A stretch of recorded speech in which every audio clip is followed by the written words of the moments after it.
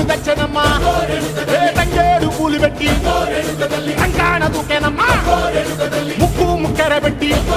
ముల్లోకాల నెలనమ్మా ముందార చూడంగా మున్నూరు కన్నులమ్మా ఎనకాల చూడంగా ఏనూరు కన్నులమ్మా సాధు శిస్తులంతా సాగిల పడ్డరమ్మా మహారాజు రాజులంతా